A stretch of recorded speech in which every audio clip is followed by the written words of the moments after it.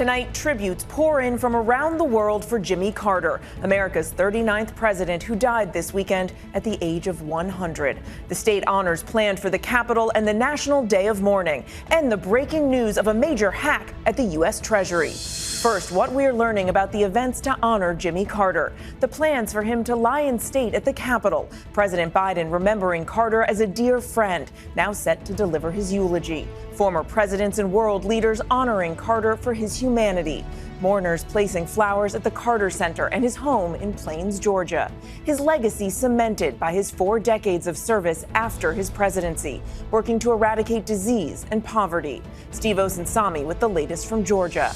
The details just coming in, the major breach by Chinese hackers, able to access some Treasury Department files. The mystery surrounding that deadly plane crash in South Korea that killed 179 people, nearly everyone on board. American investigators now on the scene. Images of an apparent bird strike just moments before the crash, now part of the investigation. What we're learning about the 737's final minutes. One of the 2 survivors speaking out about what he remembers. Britt Clennett from South Korea. Dangerous cross-country storms as the South recovers from a deadly tornado outbreak. A new storm system now heading east, just in time for New Year's Eve. Will there be a washout in Times Square? The new FBI warning after a series of burglaries of well-known athletes. The latest at the home of a basketball star. What the NBA and the NFL are telling players they should do. One day ahead of New Year's Eve, the tremendous security already in place. How recent events like the attack on the German market are impacting plans as 1 million people prepare to gather in Times Square for the iconic ball drop. Aaron Katersky with late reporting. Remembering Linda Lavin, the Tony Award-winning actress who also made millions laugh in the classic 70s sitcom Alice. And the thousands of lives around the world touched by former President Jimmy Carter, including one unforgettable moment. From ABC News World Headquarters in New York, this is World News Tonight with David Muir. Good evening and thanks for joining us on this Monday night. I'm Mary Bruce in for David. We'll get to that major security breach involving the U.S. Treasury Department in a moment. But we begin tonight with the outpouring of tributes to late President Jimmy Carter. His life dedicated to public service before and long after his life in politics. President Carter died at his home in Plains, Georgia at the age of 100. President Biden declaring January 9th a national day of mourning when Carter's funeral will be held at the National Cathedral. The president delivering his eulogy. Mourners are paying their respects, many leaving flowers outside the Carter Center, some driving for hours. President Carter's work as a global humanitarian elevating the role of a post-presidential elder statesman. He will be laid to rest near his home alongside Rosalind Carter, his wife of 77 years. ABC senior national correspondent Steve Osunsami leading us off. At the top of buildings across America and across the world, there are lowered flags tonight paying the greatest respects to Jimmy Carter, the humanitarian, the statesman, the president. Minute of silence in memory of President Jimmy Carter. From the halls of the United Nations to the floor of the New York Stock Exchange, today they pause to remember him. The former president, who in his later life was a Sunday school teacher, died Sunday afternoon, surrounded by his family in his hometown of Plains, Georgia. He was an honest man. I think his legacy will be his honesty, his faith, and in politics, that's kind of rare today. At the Carter Center in Atlanta, where the family is asking people to send donations instead of flowers, people are bringing flowers anyway. He's my favorite president. Favorite president, for sure. The next several days will give Americans who wish plenty of chances to share condolences. There will be public viewings in Atlanta and Washington, D.C., and a state funeral next week Thursday in the nation's capital, just 11 days before the inauguration of the next president, Donald Trump. Our current president, Joe Biden, a longtime friend of the Carters, will deliver the eulogy. He was a statesman and humanitarian. And Jill and I lost a dear friend. Jimmy Carter was a Georgia peanut farmer who never forgot where he came from, a man of the soil and of the New South who took on Washington. As a candidate and as a president, I'll never tell a lie. By January of 1977, he was president. I, Jimmy Carter, do solemnly swear. His critics will argue that his presidency wasn't one of the greatest, with challenges at home and abroad. But there is much more agreement that his life after the White House was remarkable, building homes for the poor, through the Carter Center bringing fair elections and an end to diseases in places around the world. And his true partner through it all was his wife, Rosalind, who he often described as his secret weapon. She went first last November, and he will be buried next to her at a place they chose outside their home. Jimmy says, "Oh, we're going to be buried right there." And then they're both smiling and saying, "Yes, I saw this beautiful bluebird."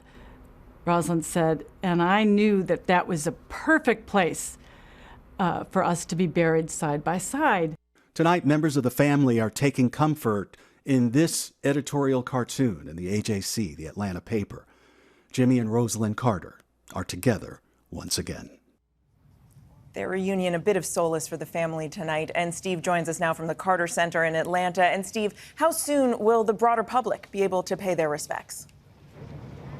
Well, Mary, the former president's remains will be moved on Saturday, and then he will stop at the State House here in Atlanta, then here at the Carter Center, where people can pay their respects.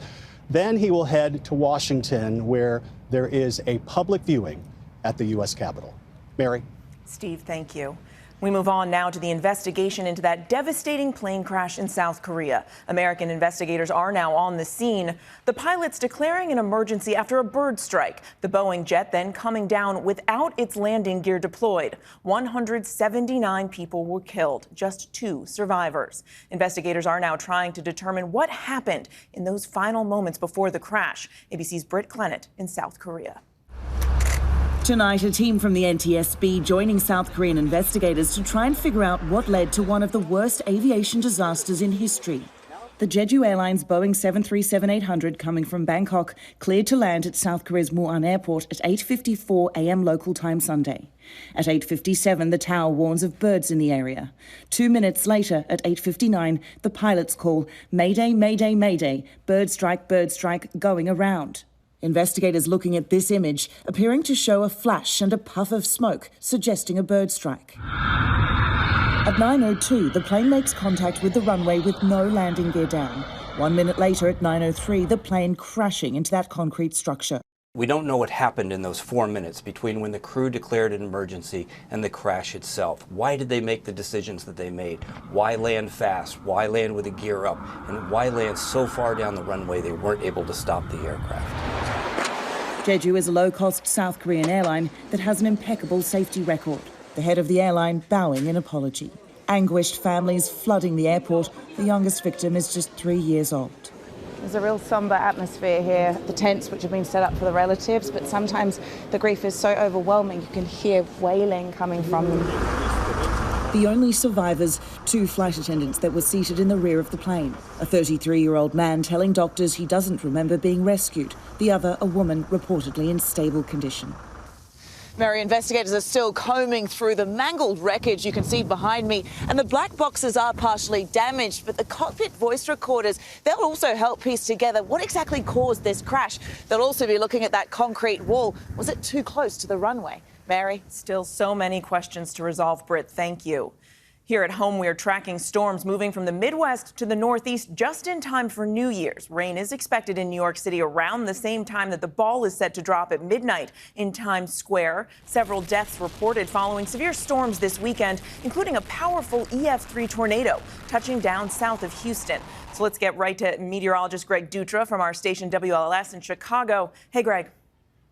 Mary, it's another abnormally warm day across the Northeast and in New York City, and that can mean only one thing, rain, as we track our next coast-to-coast storm system. So let's do that. Rain arriving early in Chicago, and that is going to switch over to some snow, but it'll stay mainly rainfall south of Interstate 90 and a soggy Times Square right around to after dinner time, but there is some hope. The rain could slow to some drizzle right about the time the ball drops, and don't count out the cold air locked up in the system.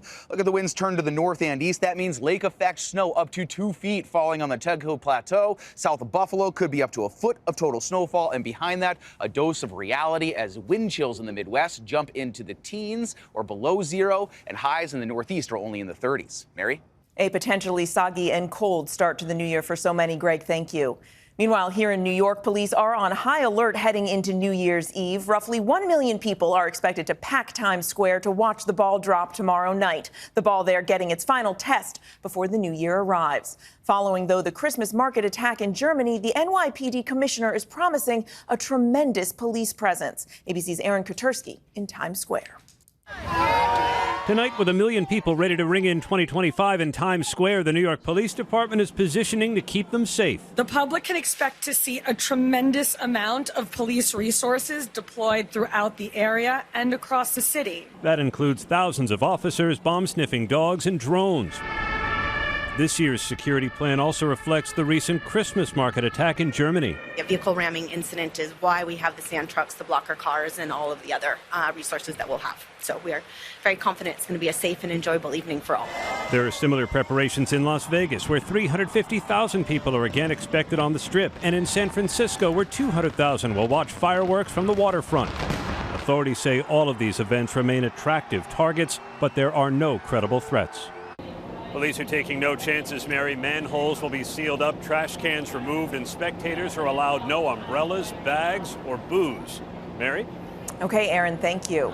We move on now to a developing story. Tonight, the Biden administration is blaming China for a major security breach targeting the U.S. Treasury Department. Hackers gaining access to employee workstations and unclassified documents. Here's ABC's Elizabeth Schulze. Tonight, the Treasury Department notifying Congress it was targeted by Chinese state-sponsored hackers in a major security breach. The department says it learned earlier this month hackers were able to infiltrate a third-party software provider, remotely log into Treasury employees' workstations, and gain access to unclassified documents. The Biden administration warning just days ago about China's threat to the telecom sector. The reality is that China is targeting critical infrastructure in the United States.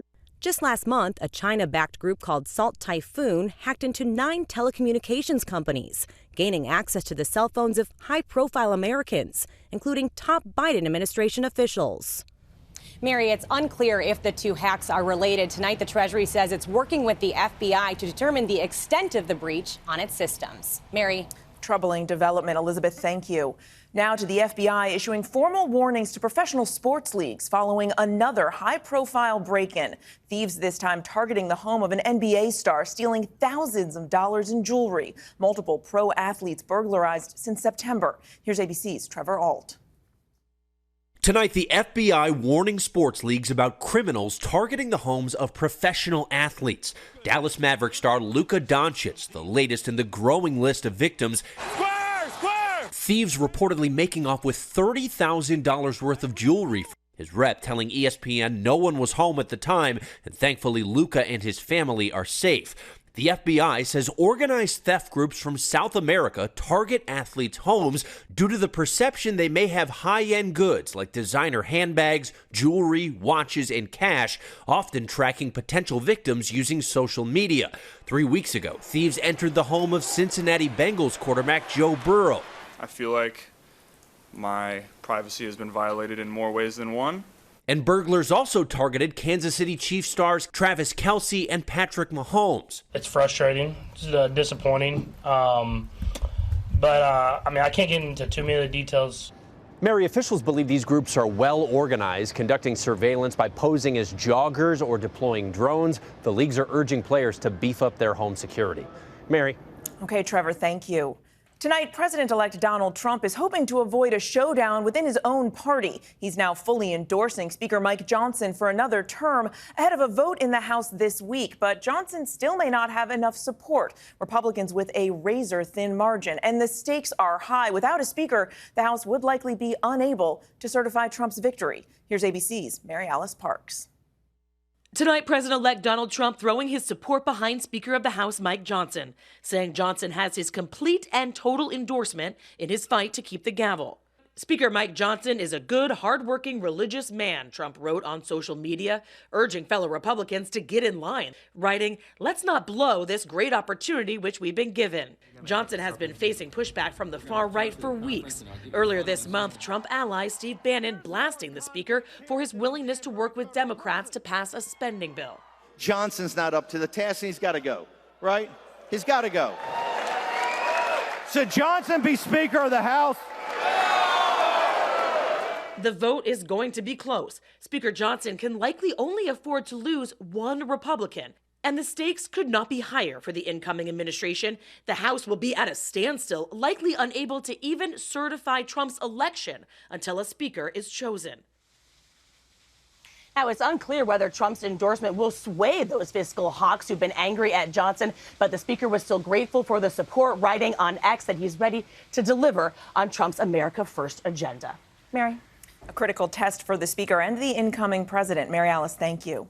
The stock market is limping its way into the new year. The Dow losing 418 points today, closing at 42,573. That so-called Santa Claus rally after Christmas so far failing to emerge.